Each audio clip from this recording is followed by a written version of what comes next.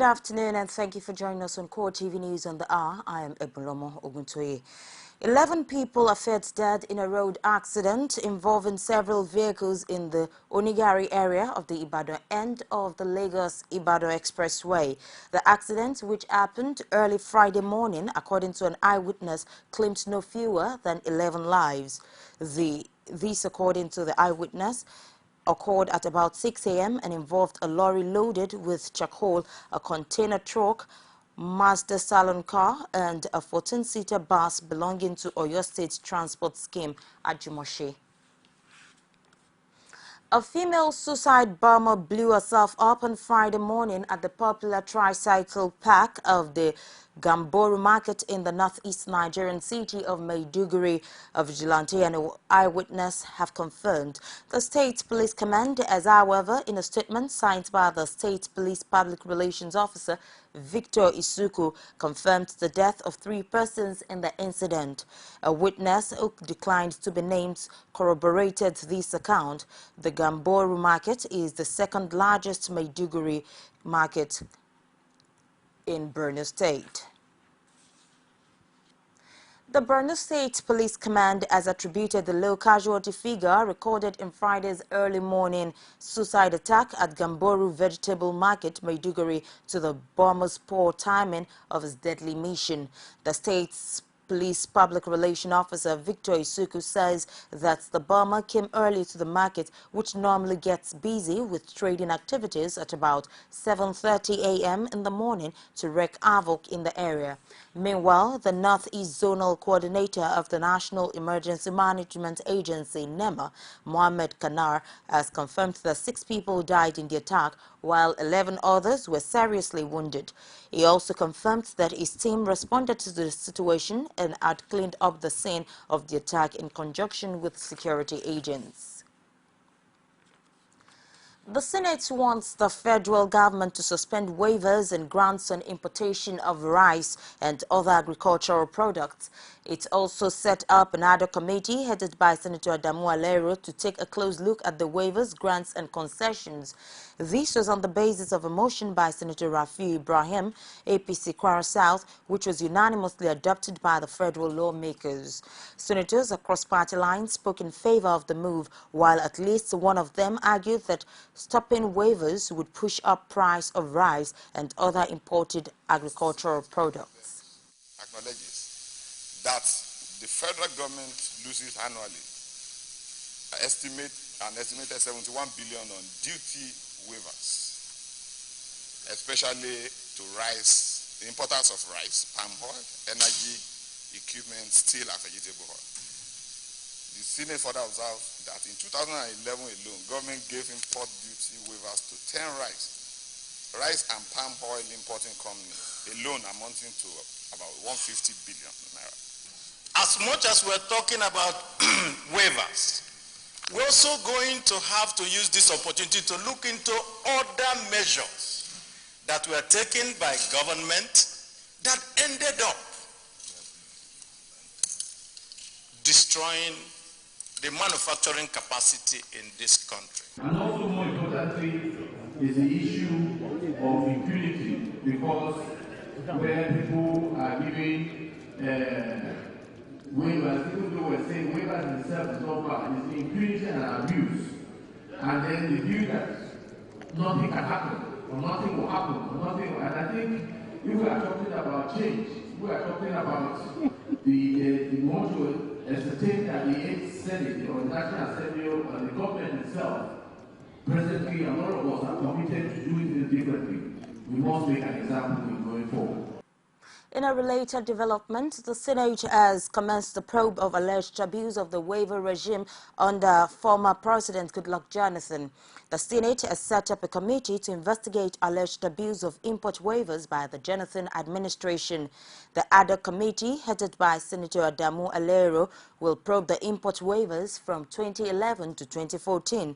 This is a confirmation of the statement released some weeks ago by the President through his spokesman, Femi Adesina, that there would be a probe of the Jonathan administration. Currently, a committee set up by the National Economic Council is also investigating the management of the accounts of the Nigerian National Petroleum Corporation and the excess crude account by the last administration. The Aliero-led Senate committee was set up following senators' debate of a motion sponsored by Senator Rafiu Ibrahim, Kwara South. The Senate also passed a resolution asking the federal government to henceforth stop all waivers on rice importation as well as other agricultural products. The upper chamber mandated the governor of the Central Bank of Nigeria, Godwin Emefiele, and the Comptroller General of Customs, Abdullahi Diko, to ensure that all import duties due to the government were recovered immediately into the nation's treasury. The House of Representatives asked the federal government to assist the government of Borno and other northeast states to reopen schools in areas certified safe by security operatives. They also want temporary camps constructed to facilitate the relocation of internally displaced persons from schools to allow the students return to school.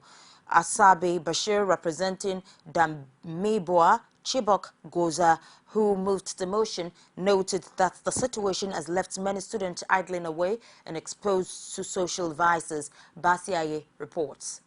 The issue of Boko Haram insurgency and displaced persons has remained topical within and outside the country since 2009. A number of schools in the region have been bombed, and the ones still standing are being used as camps for displaced persons. Curricular activities have for some time been disrupted in so many communities and towns, some for over 2 years. These, according to the lawmaker from Borno, are part of the reasons that informed the motion. All the schools have been closed for more than, in fact, getting to 2 years now. In fact, Borno State government for the past 2 years they are lifting our pilgrims from Jigawa International Airport and Kano. The same thing applies to NYC. Borno State corpus, they do their orientation camp in Benue. What is of most concern to me, my colleagues, is the closure of the schools. As we all know, the idle mind is a devil's workshop, and these students are prone to the negative vices that we all know, ranging from armed robbery, prostitution, joining the Boko Haram sect, drug abuse, and so on. In the debate that followed, some lawmakers stated that the prayer for the reopening of schools in the northeast be deleted, a suggestion that prompted Speaker Yakubu Dogara to call for views from colleagues representing the affected areas. The truth of the matter is that for the past 2 years, almost all of our children in Borno, Yobe, and Adamawa State has been out of school. All the schools have been closed. Most of the schools are being used as IDP camps. But the situation there is not peculiar to one state or one local government. It varies from one local government to another. It is only Maiduguri Metropolitan Council that is safe and where all the IDPs are there. But if you are to talk of Chibok, Goza, Damasak, and other outskirts local governments, to be candid, is not a safe place for resumption of school. Others suggested that temporary schools be established in IDP camps, as well as setting up a commission to cater for the Northeast. I believe the people of the Northeast deserve much more than that. And my prayer or my amendment goes this way, Mr. Speaker, that we urge the federal government to establish an agency akin to the Niger Delta Development Corporation to plan, execute, and coordinate a coherent development program for the socio-economic development of the Northeast region. After the rejection and adoption of several amendments, the House voted for the relocation of IDPs to temporary camps to be constructed by government. They also demanded for the reopening of schools in locations where security operatives can confirm and guarantee safety of lives. Basiaye, CoreTV News, Abuja. It's the CoreTV News on the hour. Take a break and return with more. Don't go away. Is it crazy or autocracy? Or what type of crazy is that? Except crazy. News making the headlines. That idea is to carry criminals, trading looters that are in government today. Sometimes it gets confrontational. Slap you in the face. They don't put words into my mouth. Whatever it is that will bring our military to disrepute, I say to hell On with it. Core Digest. I want to know why I should be believing them. Every weekday, we bring all of these together and take them to the court of public opinion. Everybody has a right in Nigeria. Where you are the judge.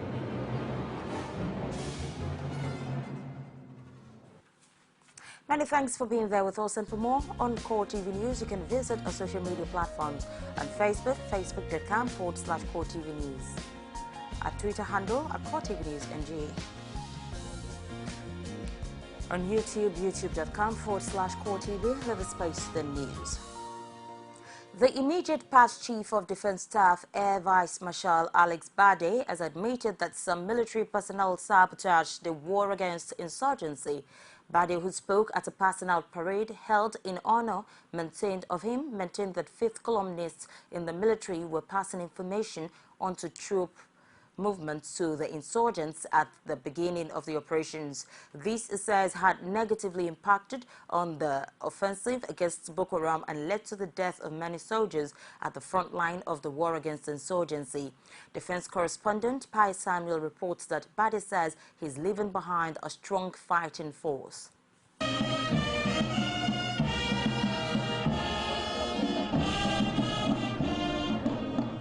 This is the climax of a 38-year-long military service. Air Vice Marshal Alex Bade commissioned as a cadet officer in the 1970s, and several decades later, he is living as a former Chief of Defense Staff. On Thursday, Bade was formally pulled out of the military, but he also was keen on using the opportunity to showcase his achievements. The high point of these homegrown initiatives was the production of the Gulma 1 UAV, which was unveiled by former President Dr. Goodluck Jonathan TCFR. Additionally, we embarked on the local training of UAV pilots, who saved the nation huge resources that would have been spent were they not to be trained overseas. I am particularly proud to state at this juncture that the UAV pilots we trained are currently the ones flying the Nigerian Air Force UAVs in the ongoing war against terror in the Northeast. Even though Bade has retired, he is not happy about the activities of some military officers whom he claimed collaborate with Boko Haram to disrupt operations in the Northeast. He spoke about its effect on troop morale, but expressed optimism that the war against insurgency will be won. The activities of troop colonists in the military and other security agencies who leak operational plans and other sensitive military information to terrorists combine to make the fight against insurgents particularly difficult. The activities of these unpatriotic members of the military not only blunted the activities of the fight, but also led to the needless death of numerous officers and men who unwittingly fell into ambushes prepared by terrorists who had advanced warnings of the approach of such troops. Bade also used the occasion to reveal that the army was overstretched and had to embark on emergency recruitment and training in the course of the war. Well, when faced with the crisis in the Northeast and other parts of the country, the military was overstretched and had to embark on emergency recruitment and training, which were not adequate to prepare troops for the kind of situation we found ourselves in. This pulling out parade marks the end of a 38-year journey of retired Air Vice Marshal Alex Bade, which saw him rise to the highest position in the Air Force before he was appointed Chief of Defense Staff. Pai Samuel, CoreTV News, Abuja. The police authorities have ordered a clampdown on unregistered taxi cabs plying the roads on the Federal Capital Territory. Inspector General of Police Solomon Arase said the directive would take effect in 2 weeks' time. He urged all taxi drivers within the capital city to register with the National Union of Road Transport Workers or risk being arrested by the police. Arase gave the warning when the leadership of NURTW paid him a courtesy call in Abuja. Following the strike action embarked upon by workers in Imo State, lots of reactions have been trailing around it. The workers who resolved to strike as best option to get their salaries paid are being accused by many in the state that make one to ask if it is a crime for one to request payment for services duly offered. The Youth India mass storm the state government house in solidarity march to Governor Rochas, faulting the strike action by the workers. Unemployed youths who are said to have been following the situation critically said they cannot sit and watch anyone project the state and government of Rochas in bad light. Understand that the strike embarked upon by the IMO workers is very, very uncalled for. Your Excellency, we look back and find out that when other states were struggling to pay 18,000 naira minimum wage, Your Excellency, you were paying 20,000 naira as at when due. Your Excellency, when others were struggling to pay salary, Your Excellency, you were giving IMO workers Christmas bonus. Your Excellency, we were paying them wardrobe allowance. Your Excellency, we are asking, if we cannot remember yesterday, why are we looking forward to see tomorrow? Former chairman of the Labour Party, Dan Nwanyawo, has handed over the certification of registration of the party to the Nigeria Labour Congress. This, according to him, is because the present chairman, Abdulkadir Salam, doesn't have what it takes to run a viable political party. NLC President Ayuba Waba promised to reposition the party, but the incumbent chairman denied all the allegations made against him. The Commissioner of Police in Ogun State, CP Abdul Majid Ali, has again warned officers and men of the command against excessive use of force and arms and unprofessional conduct. The police boss hammered on this while addressing senior officers of the command during the statutory monthly mess gathering held at the Officers' Mess, Ibarra, GRA, Abeokuta on Thursday. The Commissioner of Police, who permitted the Assistant Commissioner of Police in charge, Department of Training and Development, Ogun State Command, ACP Jude Azuka, who attended 2 workshops organized by the Embassy of Switzerland on police and human rights, and police and the use of force held in Abuja, Nigeria, to brief the gathering accordingly. CP Ali emphasized on the importance of adhering to ethics and code of conduct of the police, existing laws of the country and treaties of the United Nations for the use of force and firearms, which could guide any police officer in discharging his duties without derailment. The police boss, however, vowed to cause any errant officer or police personnel who violates this directive to face the full wrath of law and will apply every legitimate structure within his reach to kick against inappropriate conduct amongst police personnel. The Commissioner of Police, Ogun State, Abdul Majid, seized the opportunity to reassure the good people of Ogun State of adequate security in all nooks and crannies of the state. A popular belief journalism is a professional with power of the pen mightier than the sword and gets better with age. Such was the case for veteran journalist Samuel Amuka as he turns 80 with the launch of his book, Voices from Within, which shares his experiences and lessons in the print media. Emmanuel Ajayi has more in this report. The gathering of professionals, both at the print and broadcast industry. The hall was filled to capacity as journalists celebrates one of their own, Samuel Amuka, who hence joined the League of Octogenarians. The chairman of the day, former governor of Ogun State, Olusegun Oshoba, was present as he recalls the good old days with the host in his active service in journalism. Most people don't really know Sam enough. You call him Uncle Sam. His most famous column is not Sir Sam. He was really famous as Offbeat Sam. His most famous column when he was still innocent.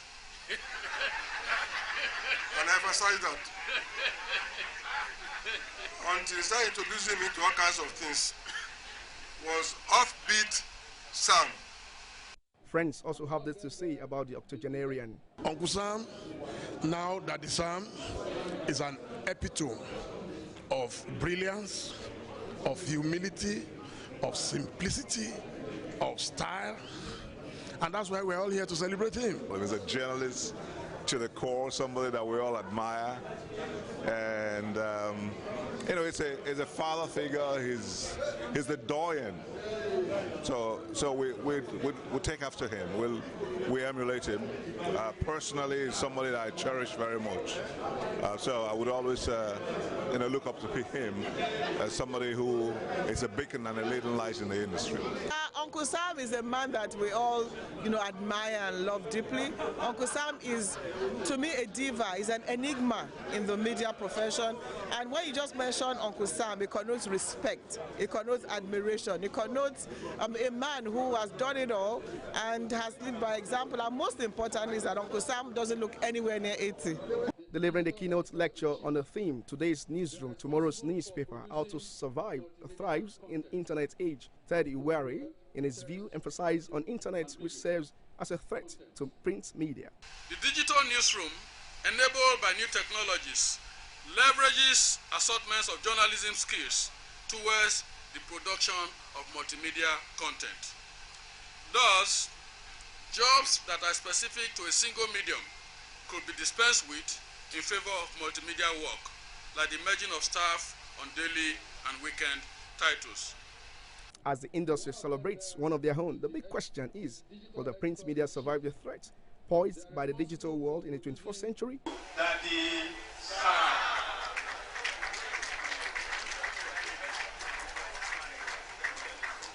Emmanuel Ajayi, CoreTV News, Lagos. We'll take another break and return with a story from outside Nigeria.